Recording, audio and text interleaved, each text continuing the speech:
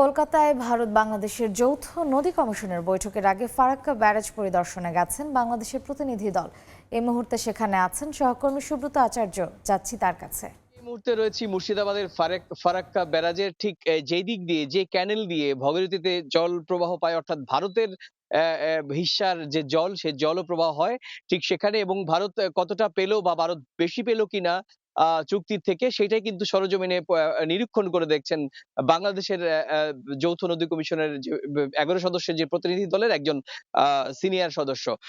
আমার পেছনে একটি নৌকোতে নৌকো দেখা যাচ্ছে এবং সেই নৌকোতে কিন্তু ভারত এবং বাংলাদেশের দুজন সিনিয়র ইঞ্জিনিয়ার পদমর্যাদার দুজন কর্মকর্তা রয়েছেন এবং তারা কিন্তু হাতে কলমে এই যে জলপ্রবাহ নিরীক্ষণ করছেন। এবং প্রত্যেক কয়েক মিটার পর, পর আমরা দেখেছি ১০ মিটার পর, পর এই ক্যানেলের সেখান থেকে যন্ত্র আ বা বা এই জলের তলদেশে ফেলা হচ্ছে এবং তারপর সেখান থেকে কত কত পরিমাণ জল ভারতের দিকে যাচ্ছে সেটাই কিন্তু নিরীক্ষণ করে নোট করা হচ্ছে। এবং আমার এই ঠিক এখান থেকে খানিকটা ওপরে একটি মঞ্চ বাঁধা হয়েছে এবং সেই মঞ্চ বাঁধা বা বা সেখানেই কিন্তু যৌথ নদী কমিশনের যে টেকনিক্যাল কমিটি, যারা ১১ সদস্য বিশিষ্ট যে টেকনিক্যাল কমিটি, যারা ইতিমধ্যেই ভারত সফর করছেন, সেই কমিটিকে নিয়ে কিন্তু এই সংশ্লিষ্ট আ আ আ এখানকার ফারাক্কা ব্যারেজের কর্মকর্তারা এবং ভারতের কেন্দ্রীয় জলসম্পদ মন্ত্রকের শীর্ষস্থানীয় কয়েকজন কর্মকর্তার এখানে বৈঠক হবে। এবং বৈঠকটি কিন্তু আঁটাসাঁটা নিরাপত্তা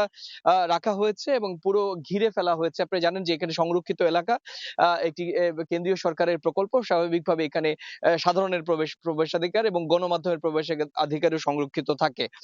আমরা যেটা জানতে পেরেছি যে এই কর্মকর্তারা যারা আজকে দিনব্যাপী এই জলের পরিমাণ নিরীক্ষণ করবেন এবং নিরীক্ষণ করার পর তারা কিন্তু আগামীকালকে কলকাতায় ফিরে এই গুরুত্বপূর্ণ যে জয়েন্ট রিভার কমিশনের যে ৮৬ তম বৈঠক, সেই বৈঠকে কিন্তু মিলিত হবেন।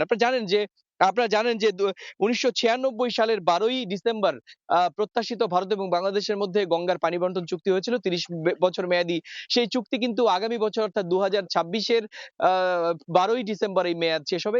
এই চুক্তির, গঙ্গার পানি বন্টন চুক্তির মেয়াদ শেষ হওয়ার আগে এই চুক্তি নবায়নের ক্ষেত্রে কিন্তু এই ৮৬ তম যে বৈঠক, জেএসসির বৈঠক বা যৌথ নদী কমিশনের বৈঠকটি কিন্তু অত্যন্ত গুরুত্বপূর্ণ বলে মনে করছেন ২ দেশের সংশ্লিষ্ট কর্মকর্তারা। তো এই ছিল আমার কাছে ফারাক্কা ব্যারেজের ভগীরথীর দিক দিয়ে প্রবাহমান ভারতের দিকে যাওয়া যে জলপ্রবাহ থেকে এ সংক্রান্ত আমার কাছে থাকা সবশেষ তথ্য। বাংলাদেশের প্রতিনিধি দল ফারাক্কা ব্যারেজ পরিদর্শনে গিয়েছেন, তার বিস্তারিত সবশেষ জানাচ্ছিলেন সুব্রত আচার্য।